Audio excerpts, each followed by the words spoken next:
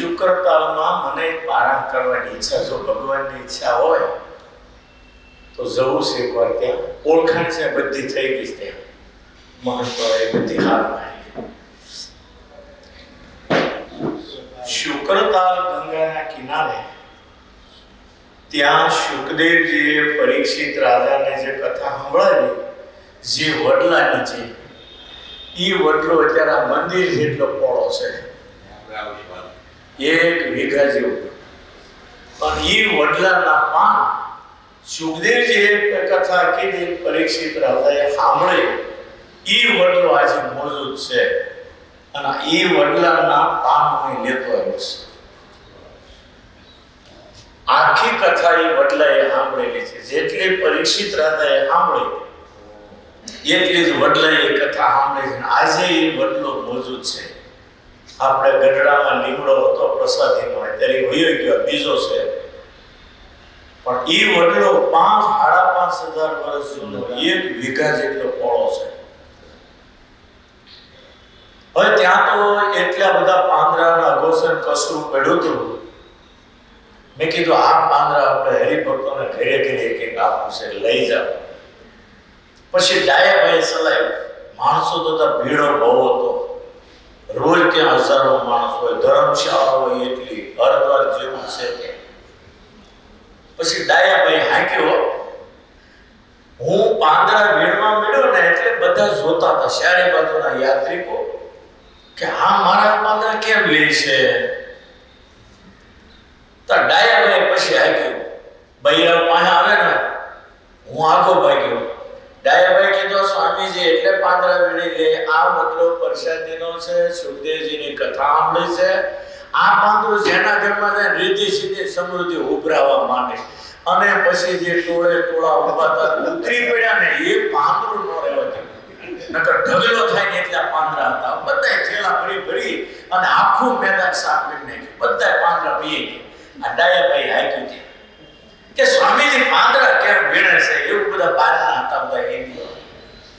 પછી ડાયાભાઈ કે આ પાંદડું ઘરમાં રાખો એટલે રીતિ સીધી સમૃદ્ધિ બધું મળે આવવા કે. અને પછી એ પાંદડું રહ્યું નહીં, વગર વાળે વળાય સાફ થઈ ગયો શોખ આખો. એટલે આ પાંદડા હું લાવ્યો છું, જેને હંગરીને હાસવી રાખવો હોય એને આપી. એ પહેલા ચિત્રકૂટ એક આપણે કથા કરવી છે, 5 દિવસની કથા. અહીંથી ટ્રેનમાં જવાનું, તમારે જાજો ટાઈમ ન બગડે એટલે 5 દિવસ. એટલા માટે કે કથાના બાને અવાય. રોજ સવારે 2 કલાક કથા કરવાની અને પછી દર્શનમાં નીકળી જવાનું. ચિત્રકૂટની આંખે તમને અહેવાલ કહી દઉં કેવી યાત્રા છે. મોટી મહત્વની વાત કે ચિત્રકૂટમાં રામ, લક્ષ્મણ અને સીતા 14 વર્ષના વનવાસમાં 12 વર્ષ તો ચિત્રકૂટમાં જ રહ્યા છે. બાકીની બધી લીલા 2 વર્ષમાં. અને 12 વર્ષે ચિત્રકૂટમાં રામ રહ્યા, રામ, લક્ષ્મણ, સીતા. એ કામદ પર્વત ઉપર કુટિયા બાંધી અને ત્યાં 12 વર્ષ ફળ ફૂલ ઉપર રહ્યા, અનાજ નથી લીધું. હવે કેટલું, એક તો ભગવાન હતા અને આવું તપ, એટલે મોસાળે માં પીરસનારી અને સોનામાં સુગંધ હોય ને એવું. એક તો ભગવાન હતા અને 12 વર્ષના વનવાસમાં ફળ ફૂલ ખાઈને ત્યાં તપ કર્યું છે.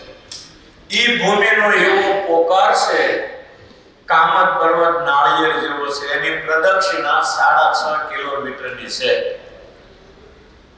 અને આરસીસી જેવું જ કરેલું છે. એની પ્રદક્ષિણા રોજ હજારો માણસ એની પ્રદક્ષિણા કરે છે.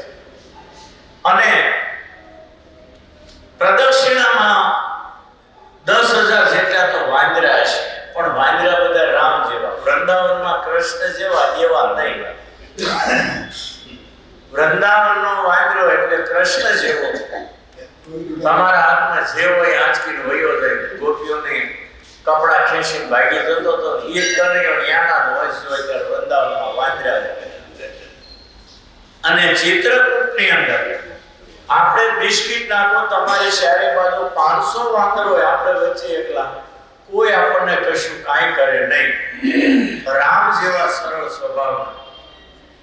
એટલે આપણે સારંગપુરમાં કોઠારીનો ઠરાવ બપોરે 12 વાગે કમિટીમાં થયો, સાંજે 5 વાગે હું અહીંથી ગાડી લઈને નીકળી ગયો, સીધો ચિત્રકૂટ ગયો અને હજારો વાંદરાઓને 15-20 હજારના બિસ્કિટ, કેળા, જામફળ ને ડાળિયા જે હોય ને લારી ખાલી કરીને ખવડાવી દેવાનું, વાંદરા ખાય, બધાને રાજી કરી દીધા. તેથી એટલે ચિત્રકૂટમાં એ કામદ પર્વત બધા લોકો પ્રદક્ષિણા કરીને વહી આવે છે.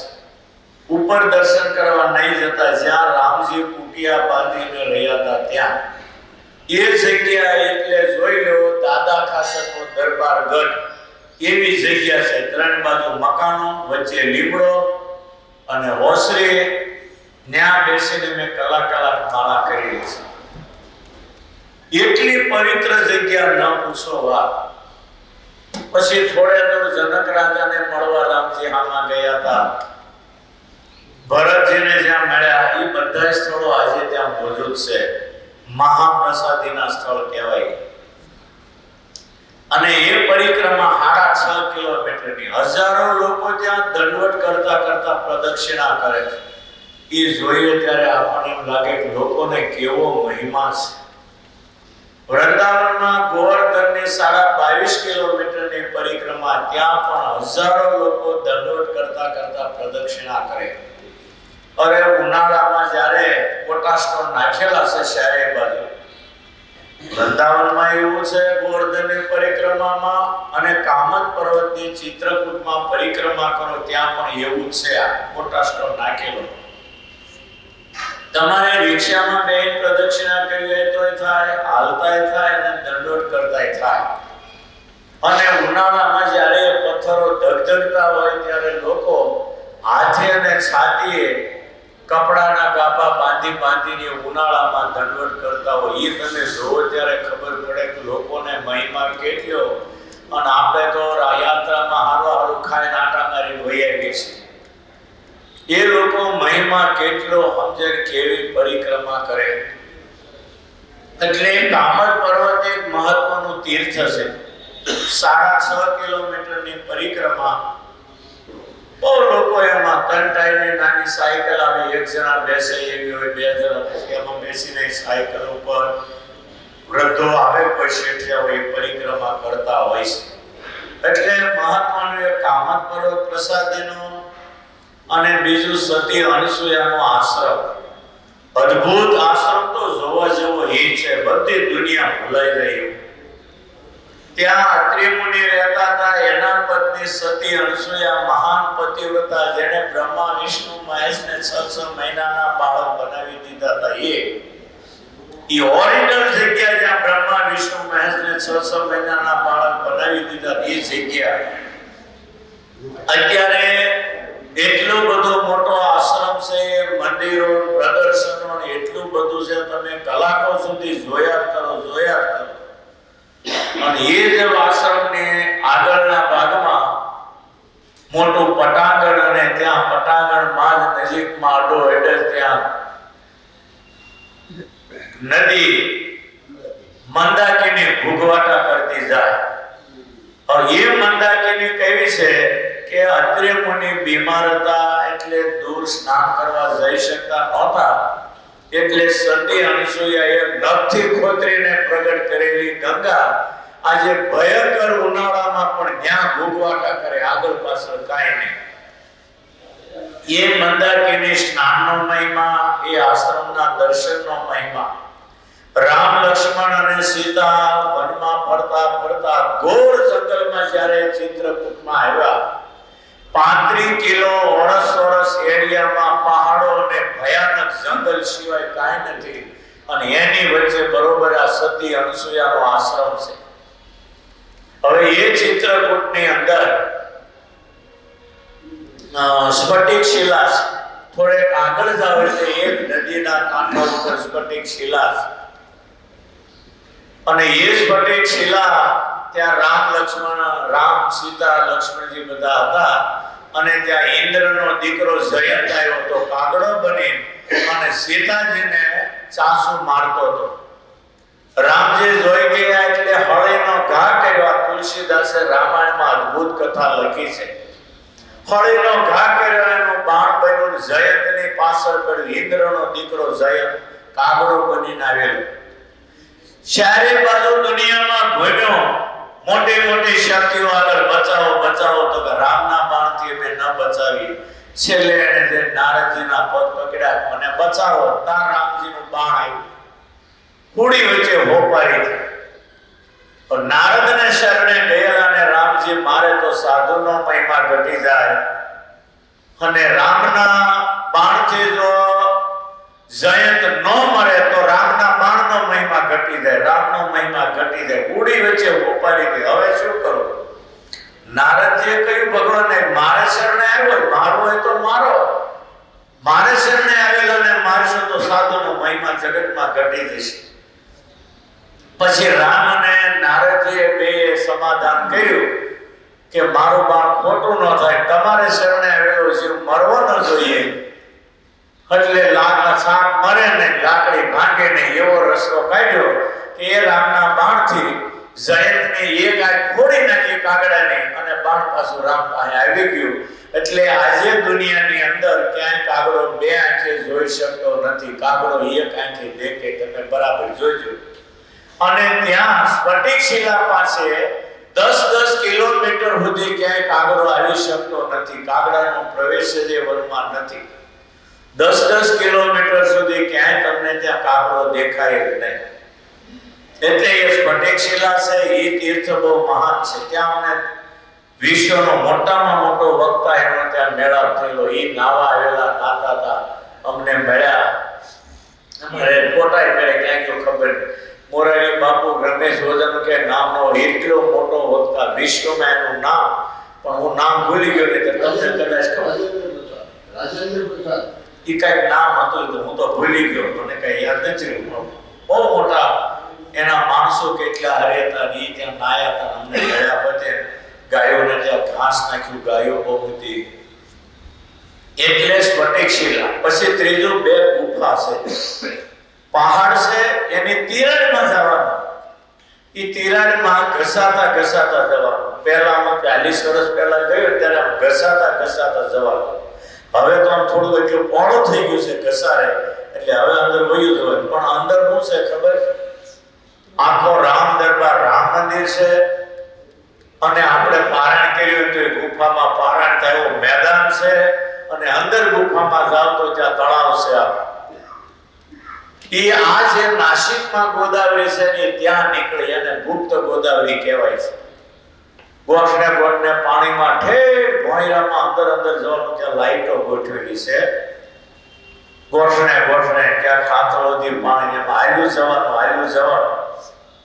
અંદર પછી ધોધ પડે છે. એ અહીંથી નાસિકથી ગોદાવરી ત્યાં ન્યા નીકળે છે. જેમ ભાગીરથી ગંગા માંડવીની ખીણના પહાડોને તોડી ભગવાનને નવડાવે, કેમ ગઢડામાં નીકળી ગેલો નદી. મૂળ તો ભાગીરથી છે, પણ પહાડોને તોડી ભગવાનને નવડાવવા ત્યાં આવી. એમ આ નાસિક વાળી ગોદાવરી નદી ત્યાં નીકળી, અને ગુપ્ત ગોદાવરી કહેવાય. કઈક 10 રૂપિયા ટિકિટ છે, 20 રૂપિયા. અને એટલી બધી મોટી લાઈન હોય, કલાકે તમારો વારો આવે ગુફામાં જવું હોય તો. એટલે બે ગુફા છે. ટિકિટ એક લેવાની, પછી બે ગુફામાં, એક ગુફા બહાર નીકળે ઉતરો એટલે બીજી પાસે ગુફા. એ ગુફા પણ જોવા જેવી છે. અને ત્યાં રાક્ષસો આવતા, કોઈ ભય હોય ને ત્યારે સીતાજીને ગુફામાં રામજી હંતાડતા. અને એ ગુફામાં રામજી રહેલા છે, એવી મહાપ્રસાદીની.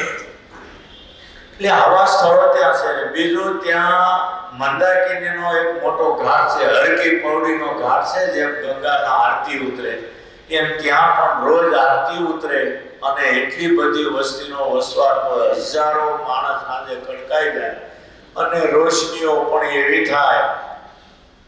અને તમે ઓલું સાંભળ્યું છે, चित्रकूट का घाट पर भई संतन की भीड़, तुलसीदास चंदन घसे तिलक करे रघुवीर. ई ત્યાં છે તુલસીદાસનો ઘાટ, અને ત્યાં તુલસીદાસની મૂર્તિ પણ પધરાવેલી છે. ત્યાં તુલસીદાસજી હનુમાનજીએ દર્શન દીધેલા, ત્યારે તુલસીદાસે કીધેલું મને રામનું દર્શન કરાવો. હનુમાનજી કે તક આવશે ને ત્યારે હું બતાવી, પણ તમે સાવધાન રહી ઓળખી પકડી લેજો. તુલસીદાસ કે વાંધો ને. એટલે તુલસીદાસ ઘાટ ઉપર આમ ચંદન ઘસતા હતા. જે આવે ચાંદલો કરીને વયા જાય, જે આવે પથ્થર ઉપર ચંદન લઈ ચાંદલો કરી નીકળી જાય. તુલસીદાસ ઘસ્યા કરે પથ્થર ઉપર ચંદન. એવામાં કોઈ ઓળખે નહીં એવા રૂપની અંદર રામ ત્યાં આવ્યા. અને રામ આમ કરવા જાય ને ચંદન લઈને ચાંદલો કરવા જાય, ત્યાં ઓલા ઝાડ ઉપર હનુમાનજી બેઠા ને એને આ સાખી બોલ્યો, ચિત્રકૂટ કા ઘાટ પર ભઈ ચંદન કી ભીડ, તુલસીદાસ ચંદન કરે તિલક કરે રઘુવીર. બોલ્યા તરત હાથ પકડી લીધો અને કીધું તમે રામ? કે આવો રામ. અને એની મનોકામના હનુમાનજીએ તુલસીદાસને રામ દર્શન કરાવી ત્યાં પૂરી કરેલી. એ ઘાટ પણ મહત્વનો છે. ત્યાં હોડકામાં બેસી અને આગળ પાછળ લઈ જાય આપણને જળ વિહાર કરાવે. બહુ હોડકા ત્યાં શણગારેલા હોય છે, લાયક બંધ હોય છે. અને એના જ કિનારા ઉપર આમા કાંઠે જોરદાર આશ્રમ છે. એવી સરસ વીઆઈપી રૂમો, મોટી બિલ્ડિંગો છે, કથાનો હોલ ફર્સ્ટ ક્લાસ છે. ત્યાં અમે રામકથા કરેલી, ઉતારા બધાને ફેસિલિટીથી ત્યાં મળેલા. અને ત્યાં રસોડો પણ ફર્સ્ટ ક્લાસ હતો. અને અમારા દોલત ડુંગરાણીની રસોઈ હતી. ત્યાં અમે શાક જેમાં એવું તો ક્યાંય નહીં જેમાં એવું શાક બન્યું. મેં બધાને કીધું હતું કે આ દોલતે હાલતી વખતે હાલતા મને 25,000 આપ્યા બધાને જમાડજો. અને એની રસોઈ ત્યાં કરેલી. હજી યાદ આવે છે રસોઈ અને યાત્રા આખી. એટલે આપણે ત્યાં એક વખત જવું છે. મેં કાલે ભક્તિ સ્વામીની વાત કરી, આપણે કઈ અહીંયા સગવડ કરશું. 5 દિવસની કથા, 7 દિવસ લાંબા પડે કદાચ. અહીંથી ટ્રેનમાં જવાનું, ચિત્રકૂટ ઉતરી જવાનું, ત્યાંથી પાછું બેસવાનું, સુરત ઉતરી જવાનું અને 5 દિવસ રહેવાનું. સવારે 2 કલાક કથા અને પછી આખો દિવસ બધે દર્શન કરવાના. 11 વાગે નીકળી જઈએ અને બધે દર્શન કરવાના. અને ત્યાં પછી રિક્ષાઓ કરી લઈશું એટલે બધી આપણને લઈ જાય. 5-7 કિલોમીટરના અંતરે સ્થળો છે. સ્ફટિક શિલા, કામદ પર્વત, સતી અનસુયાનો આશ્રમ, ગુફાઓ, ઘણાય મહાપ્રસાદીના સ્થળો. રોપવે છે ત્યાં મોટા મોટા, જ્યાં લક્ષ્મણજીએ તપશ્ચર્યા કરેલી છે. આ પવિત્ર જગ્યા છે. ત્યાં ઈચ્છા છે આપણી પારણમાં જાહેરાત કરી દઈશું. 5 દિવસનો પ્રોગ્રામ કરશું. જેને આવો એ નામ લખાવી દેજો અને કોક યજમાન ગોતી કાઢશું કથાનો. બાકી હવા પાણી મુસાફાઈ હારામાં હારી યાત્રા કરાવી દઈશું. એક વખત ચિત્રકૂટની યાત્રા હું તો વારે વારે જાઉં, મને તો રોજ આખો દી આવા સ્થળો યાદ આવે. પણ તમને એક વખત આવી યાત્રા કરાવી તેને હવાઈ આવજો. અને બધા નાના માણસો હશે તો 50% મદદ આપણે આપશું. પણ એક વખત બધાને આપણે રોજ બંગાળામાં આવનારા હોય કે આ સવારે આવનારા હરિભક્તો આપણા ખાસ મહિમાવાળા હોય લઈ જઈશું. પછી ફરવાના બાને સ્વામી લઈ જાય, ટિકિટ આપે, હાલો ને આપણે જઈએ એમ કોઈને જ લઈ જવાનું. મહિમાવાળા હોય ને તો લોકો ટિકિટના પૈસા મને આપવા દે, લઈ જાઓ નાના માણસોની યાત્રા કરાવો. એટલે આ બધી યાત્રા કરવા જેવી છે. ભક્તિ સ્વામીને મેં નક્કી કરશું, ભક્તિ સ્વામી આયોજન કરશે અને 5 દિવસ માટે આપણે જવું છે. અને વ્યવસ્થિત ભાવેશભાઈ છે એ બધી વ્યવસ્થા કરવાના. અને બહુ સરસ આપણે કાંઈ ટેન્શન નહીં, આપણે દર્શન કરવાના. બાકી ઉતારા, જમવાનું, બધી જ વ્યવસ્થાની જવાબદારી એની. અને એ બધી ગોઠવણી કરશે. એ મોટો માણસ છે, હવે મોટો થઈ ગયો છે એટલે એને પૈસાનો બહુ પ્રશ્ન નથી. આપણને બરાબર એ હાસવી યાત્રા કરાય છે. આપણે વ્યવસ્થા કરવા રહીએ તો વૈયામ ન મજા આવે. બધી જવાબદારી એની, આપણે ખાલી યાત્રા જ કરવાય. અને 5 દિવસની કથા રાખશું. જેને આવું એ નામ લખાવજો. પછી આવા ટિકિટના રૂમનું ભાડું એટલું લેવાનું, બાકી બધું થઈ રહે. યજમાને ઊભા કરી દઈશું. તૈયાર છે. લાખ રૂપિયા આપેલ યજમાન આમાં જ વાપરવાના. અને છોકરા પરણાવવાના નથી. બધા નાના માણસો આવે અને આનંદથી યાત્રા થઈ જાય. અને ત્યાં હોલ પણ કથાનો એવો સરસ. મેં ત્યાં રામકથા કરી હતી ને એવી મજા આવી ન પૂછો વાત. અને જ્યાં રામચંદ્રજી કામદ પર્વત ઉપર કુટિયા બાંધીને 12 વર્ષ મળફૂલ ઉપર રહ્યા હતા, ત્યાં પણ અમે 1 કલાક કથા કરી હતી. અમારે પેલા ઘડિયાળી કોણ ઉગામેડીવાળા લલપણભાઈ ઘડિયાળ, એને તો આખી કથા વિડીયો ઉતારી લીધો. હજી મને બતાવે આ યાદ આવે છે કે એ તો ભૂલાય એમ જ નથી. માટે આપણે બધા એક વખત આવું આયોજન કરશું અને તમારે જેને આવવું હોય આવજો. કારણ જિંદગીમાં જાત્રા છે ને, એ અંતકાળ જો કાંઈક આવું યાદ આવી જાય ને તો આખું મરણ સુધરી જાય. નહીં ત્યારે આવો અંતકાળ છે ને બહુ ખરાબ છે, ખરાબમાં ખરાબ. અને ખરાબ તો હું આપણે કર્યો હોય અંતકાળ ખરાબ. આખી જિંદગી પૈસો પૈસો પૈસો કર્યો એટલે અંતકાળ પૈસો યાદ ભૂત થવાનું થાય ને. હવે કોનો અંતકાળનો વાંક આપણો. એટલે અંતકાળને સુધારવા આવું કોઈ પવિત્ર તીર્થની યાત્રા કરી હોય, કોઈ ધાર્મિક સમય પ્રસંગ જોયા હોય, એ અંતકાળે યાદ આવે તો ભગવાન યાદ આવે, કલ્યાણ થઈ જાય. નહીં તો જન્મ લેવો પડે, વાસના બગડતા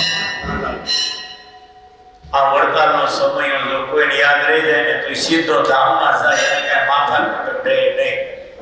પણ એક વખત આવા પ્રસંગો યાદ રહેવા જોઈએ. સ્વામિનારાયણ ભગવાને ખાસ આજ્ઞા કરી. અમારા આશ્રિતોએ દ્વારકા આદિક તીર્થો, આદિકની અંદર બધા તીર્થો આવી ગયા. ચિત્રકૂટમાં સ્વામિનારાયણ ભગવાન ગયા નથી, પણ રામની એવી મહાન તપોભૂમિ 12 વર્ષ ફળ ફૂલ ઉપર તપ કર્યું. એ ભૂમિનો કેવો પોકાર હશે ને તમારે વિચાર કરો.